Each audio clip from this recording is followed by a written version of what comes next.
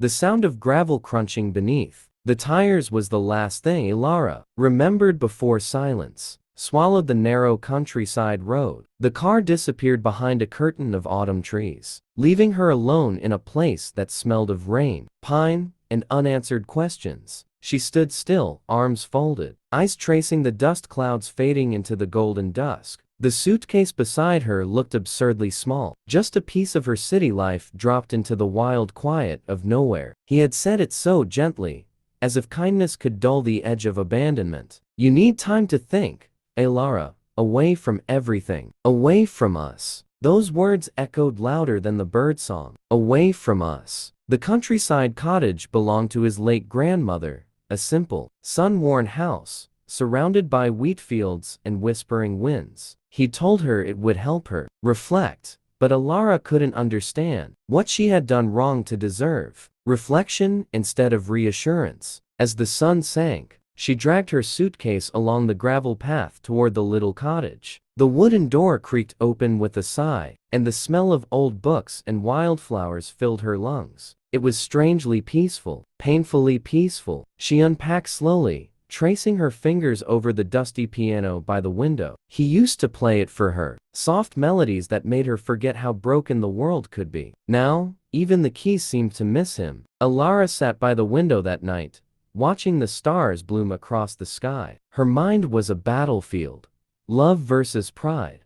Longing versus anger. "He said he loved me," she whispered to herself. "Then why does love look like loneliness?" A tear rolled down her cheek, catching the moonlight as it fell. Outside, the wind carried the scent of rain, and inside, Ilara made a silent promise to herself. If she had to reflect, she would reflect on her own terms. And maybe, just maybe, she'd find the version of herself that didn't depend on someone else to feel whole. That night, sleep came slow and heavy. The first night of many where she'd learned that silence, though cruel, could also be the beginning of strength. Morning arrived quietly. No alarm, no city horns, no messages lighting up her phone. Just the hum of bees outside and the soft rustle of curtains as the wind wandered through the room. Ilara opened her eyes to sunlight spilling across the wooden floor. For a moment, she forgot where she was. Then the loneliness returned, sharp and familiar, like a scar she had learned to live with. She brewed tea the way he used to like it, 2 spoons of sugar, one of regret. The mug felt too big in her hands. Every little thing reminded her of him.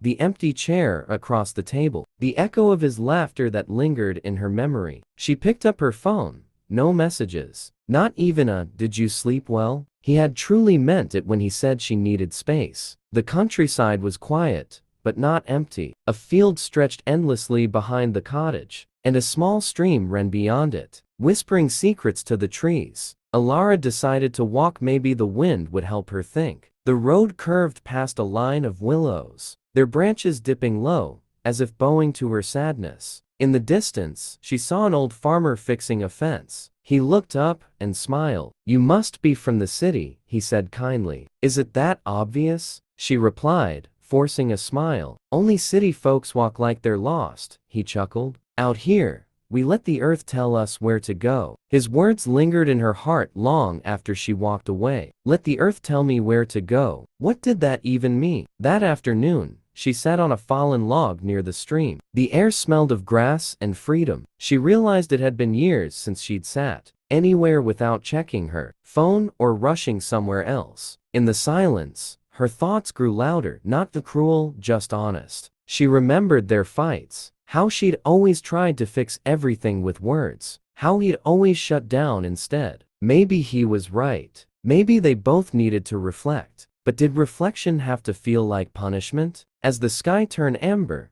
Ilara whispered into the wind, "If love needs space, why does it feel like distance?" The stream didn't answer, but the rhythm of the water seemed to calm her heartbeat. When she returned to the cottage that evening, she noticed something she hadn't before: a journal on the table. Its cover was old, its pages blank. Maybe it was left there for her. She opened it and wrote her first words. Day 1, he left me to find myself. I just hope I'm still worth finding. Days passed in slow motion. Morning light, tea, long walks, and quiet nights. The countryside had a rhythm of its own.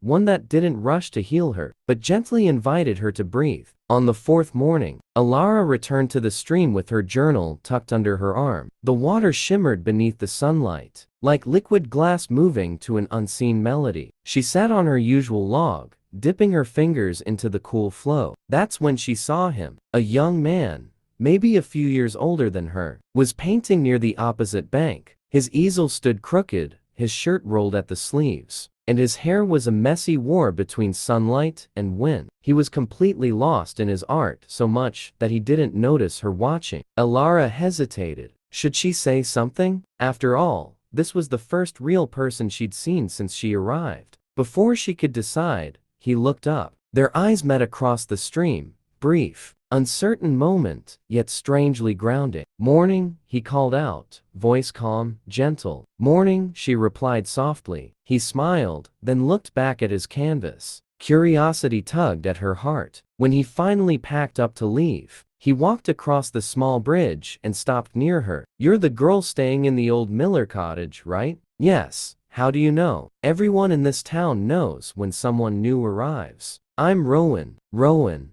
The name felt like something out of an old poem. "I'm Alara," she said. "Nice to meet you, Alara. Sorry if I've been taking your spot. This stream's kind of my escape." She smiled faintly. "Looks like we both came here to escape something." They talked for a while about the weather, about the wildflowers, about how city people never looked up at the stars anymore. Rowan's voice was soothing, his words unhurried. He didn't ask her why she was here, and she didn't offer to explain. Before leaving, he gestured toward his sketchbook. "You should come see it sometime. I'm painting the same stream every day, trying to see how it changes, even when it doesn't." Alara nodded. "Maybe I will." When he left, she felt something she hadn't in weeks: curiosity. Not about him exactly, but about life itself. The thought that maybe, even in her loneliness, there were still stories flowing around her, waiting to be seen. That night, she wrote in her journal, "Day 4, met someone new today. Not to replace what I lost, but to remind me that the world still moves, even when I can't." She closed the book, exhaled deeply, and for the first time, the silence didn't hurt as much. The next few mornings felt different. The air was still the same, fresh, clean, and scented with dew, but Alara's heart carried a quiet curiosity now. It wasn't happiness, not yet, but it was movement. And movement, she realized, was its own kind of healing. She found herself walking back to the stream each day. Sometimes Rowan was already there, sketching the ripples and the trees bending toward the water. Other times, she'd arrive first and listen to the gentle rhythm of the countryside. Before he came strolling down the path, humming under his breath. Rowan wasn't talkative, but when he spoke, his words had depth. "You ever notice," he said one morning, "how water reflects everything except itself?" Alara looked at him, puzzled. "What do you mean?" "It shows you the trees, the sky, even your face. But you can't ever see the water for what it truly is. Maybe people are like that too. We only see ourselves through others." His words settled deep inside her, stirring something she hadn't touched in weeks. Maybe that's what her fiancé had meant by reflecting. To finally see herself without the world's noise. She crossed to his side of the stream to look at his canvas. The painting was breathtaking. Soft blues, silvers, and golden brushstrokes. The reflection of the sky looked almost alive, trembling with emotion. "You paint feelings," she whispered. "I try to," Rowan said. "It's easier than talking about them." Alara smiled faintly. "Then you must be very good at hiding pain." He glanced at her, eyes thoughtful. "Aren't we all?" For a moment, their silence said everything. Two people carrying different stories, both learning how to breathe again. That afternoon, she stayed while he painted, writing in her journal as the sun climbed higher. The words came easier now, perfect, but honest. Day 7, maybe reflection isn't punishment. Maybe it's a mirror I've been too afraid to look into. Rowan paints what I feel, but can't say. Later, as she prepared to leave, Rowan handed her a small piece of paper. It was a quick sketch. Her, sitting by the stream with her journal in hand. The lines were soft but strong, capturing something fragile yet hopeful. "Keep it," he said. "You looked like someone remembering how to live." Her throat tightened. She didn't know what to say, so she just nodded, holding the sketch like it was something sacred. That night, under the same stars she once cried beneath, Alara pinned the drawing to the wall above her bed. And for the first time since her fiancé left her, she smiled not because she was over the pain, but because she could finally see who she was becoming. The rain came softly that morning, tapping against the windows like fingertips searching for attention. The countryside was veiled in mist, every sound muted, every color dulled except for the faint warmth burning inside Alara's chest. She sat by the window with a blanket wrapped around her shoulders, watching raindrops race down the glass. The quiet was heavy, but not unbearable anymore. It felt necessary. The journal lay open on the table, half filled with thoughts and sketches. But that morning, she didn't want to write about herself. She wanted to write to someone, without overthinking. She tore a blank page and wrote the words that had lived in her throat for weeks. Dear Aiden, it's been 12 days since you left me here. You said I needed to reflect, but did you mean to disappear too? The ink bled slightly as she paused. There was no plan to send the letter, but it felt right to write it anyway. She continued, I thought being alone would break me. Maybe it did, a little. But I'm starting to understand why you wanted this. I used to fill every silence between us with words, as if speaking could fix what listening could not. Now I sit with the silence, and I listen to myself, to the rain, to the stillness that doesn't judge me. She placed the letter beside the candle and began another. Dear Aiden, I met someone here, a painter named Rowan. Don't worry, he's not you. He doesn't try to fix me. He just listens, and sometimes, that's enough. She smiled faintly, surprised by her own honesty. These letters weren't for him, they were for her. Every unsent word was a brick lifted off her chest. When the rain stopped, she went outside and found the world washed clean. The air smelled of wet earth and new beginnings. Rowan was sitting under a tree, sketching the horizon. She joined him, holding the letters in her hand. Writing again? He asked, noticing the papers. Sort of. Letters I'll never send. Those are the most honest kind, he said with a gentle smile. He handed her his sketchbook. The new painting was of the stream under the rain, calm yet fierce, alive in every stroke. Do you ever finish a painting? She asked. Never, he replied. Because the moment you finish something, it stops growing. His words lingered in her heart. Maybe that was true for love too. Maybe her story with Aiden wasn't meant to end just to change shape. That night, she tied her letters with a thin ribbon and placed them in a wooden box beside her bed. They were her confessions to the wind, a way of letting go without erasing what once was. Day 12. Some love stories aren't meant to continue. Some are meant to teach you how to write your own. For the first time, Alara didn't cry before falling asleep. She dreamed instead of rain, laughter, and the gentle promise of becoming whole again. The rain gave way to sunlight the next morning, and the countryside shimmered with a fresh glow. Every blade of grass sparkled like it was holding a secret. Alara stood outside the cottage, breathing in the scent of damp earth and morning air. It was strange how peaceful everything looked now. The same place that once felt like exile now felt like belonging. She walked toward the stream again, her journal tucked under her arm. The bridge that crossed the water looked almost golden under the rising sun. It was small, old, but strong, a quiet witness to every step she'd taken since she arrived. Rowan was there, as usual, painting. But today, he wasn't facing the water. He was painting the bridge. You always paint the stream, she said as she approached. Why the bridge today? Because, he said with a grin, bridges are what connect what's broken. She smiled, his words sinking deeper than he might have meant them to. Maybe that's what I've been trying to do. Build a bridge between who I was and who I'm becoming. Rowan looked up from his painting, his eyes soft. You've already started, Alara. They stood in silence for a moment, listening to the wind whisper through the tall grass. Then she said quietly, he hasn't written to me. Rowan didn't look surprised. Would you want him to? The question caught her off guard. She opened her mouth to answer, but no words came. Did she want him to? A month ago, she would have said yes without hesitation. But now, she wasn't sure. I used to think closure meant getting answers, she said softly. Now, I think it's just learning to live without them. That's the hardest kind of healing, Rowan replied. He handed her the painting, a sketch of the bridge in half finished. Tones of sunlight and shadow. This is yours, he said. Because you're the bridge. Her throat tightened as she held it. It wasn't perfect, the lines were rough.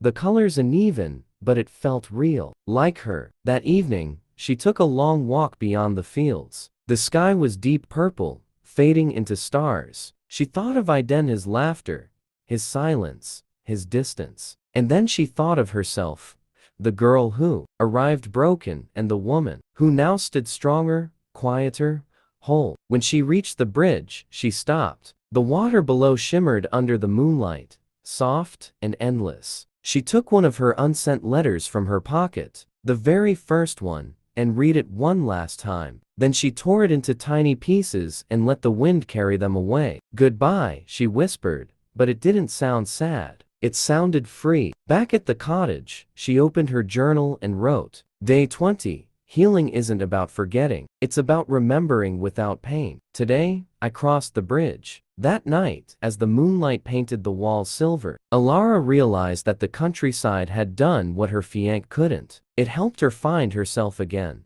The air felt heavier that morning. The sky was pale and restless, as if it too sensed something coming. Alara had grown used to quiet days. Her journal, her tea, the distant hum of the fields, but today, the silence buzzed differently. She sat by the window, sketching absently, when she heard it. A car engine. Her breath caught. Nobody ever drove this far up the narrow road, except once before. The sound grew louder until it stopped just outside the cottage. Alara's heart raced, her hand trembling slightly as she set down the pencil. When the knock came, soft but unmistakable, she already knew. She opened the door. There he was, Aiden. He looked the same, almost too much the same. The same careful posture, the same dark hair falling over his forehead. But there was something in his eyes she hadn't seen before. Uncertainty. Alara, he said softly. You came back, she whispered, barely trusting her voice. For a moment,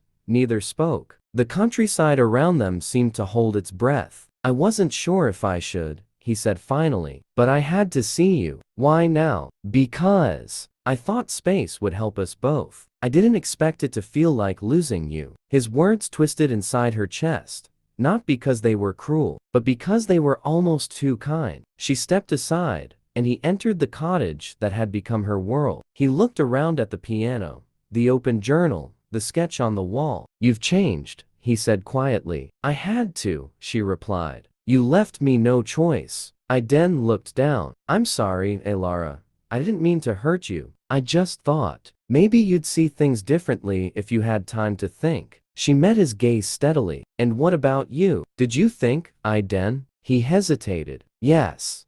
And I realized that I love you. I always have. Her heart fluttered, but the feeling wasn't what she expected. It wasn't the dizzy rush of love she used to feel. It was softer, quieter, touched by wisdom and ache. Before she could respond, there was a voice from outside. Alara? It was Rowan. He appeared at the edge of the path, holding a small painting wrapped in cloth. He froze when he saw Aiden standing inside. For a long moment, no one spoke. The three of them existed in the same space, past, present, and possibility colliding. Alara finally broke the silence. Rowan, this is Aiden. Your fiancé, Rowan said quietly, piecing it together. Was, Alara corrected softly. The word hung in the air, final and freeing. Aiden's jaw tightened. So you met someone? I met myself, she said firmly. Rowan just reminded me that I was still here. The pain in his eyes was real, but so was the peace in hers. After a tense moment, Aiden sighed. I guess I came back too late. Maybe just in time, she said gently, to say goodbye the right way. He nodded, tears glistening in his eyes. Then he turned, walking out into the sunlight that filtered through the fields. Alara stood there for a long while before closing the door. Rowan stepped closer, uncertain. Are you okay? I think I am, she said quietly. For the first time in a long time, she looked out the window, the same one she'd cried beside, dreamed beside, and felt something deep inside her shift. Not sadness, not regret, just peace. That night, she wrote in her journal, Day 25. The past came back today, but I didn't break, I didn't beg, I didn't run, I stood still, and that was enough. And for the first time, she didn't feel like the girl who'd been left in the countryside. She felt like the woman who had learned to stay. The morning after Aiden left, the world felt unusually still. No echoes of the past. No unfinished conversations floating in her mind. Just the soft hum of the wind through the fields and the steady beat of her own heart. Calm, sure, alive. Alara stood by the bridge, the same one where she had let go of her letter days before. The water shimmered beneath her feet, flowing endlessly forward. She realized she had become like that, still carrying memories, but no longer anchored by them. Rowan found her there, his sketchbook under one arm. "You're here early," he said with a smile. "Couldn't sleep," she admitted. "Too much quiet in my head." "Quiet isn't always empty," he said softly. "Sometimes it's peace, pretending to be silence." She smiled, letting his words settle between them. He opened his sketchbook and showed her something new, a painting unlike any she'd seen from him before. It was the stream, the bridge, the cottage, and her. But this time, she wasn't sitting alone. She was standing, eyes closed, face turned toward the sun. "Is that me?" she asked, surprised. "It's what I see when I look at you," he said. "Not who you were, but who you became." Her throat tightened. The colors were soft but alive, golden light spilling over her figure, reflecting in the water below. The title, and faintly at the bottom, read, "Reflection of Strength." "You said you never finish paintings," she whispered. "This one feels complete," he replied, smiling. For a while, they just stood there, listening to the rustle of leaves and the distant call of a lark. The world didn't feel lonely anymore. It felt full of sound, of life, of meaning. "I don't know what happens next," she said quietly. "You don't have to," Rowan answered. "Not everything needs an ending. Some stories just keep breathing." She turned to him, and for the first time, she saw something in his eyes. Not pity, not curiosity, but understanding. A connection formed not from romance, but from two souls that had found calm in each other's company. That evening, back at the cottage, she hung his painting above her bed. It faced the window, catching the evening light just right. Then she opened her journal for the last time. Day 30. My reflection isn't what he left behind, it's what I found here. In silence, in pain, in friendship, in art, in myself. The countryside didn't just heal me, it reintroduced me to me. She closed the journal, her story written, not finished, but lived. Outside, the last light of day turned the fields gold, and Elara stepped out onto the porch, breathing in the world she had learned to love. "Thank you," she whispered to the wind, to Aiden, to Rowan, to the silence that became her teacher. And as the sun dipped behind the hills, the reflection in the stream no longer showed a broken girl. It showed a woman who had finally come home to herself.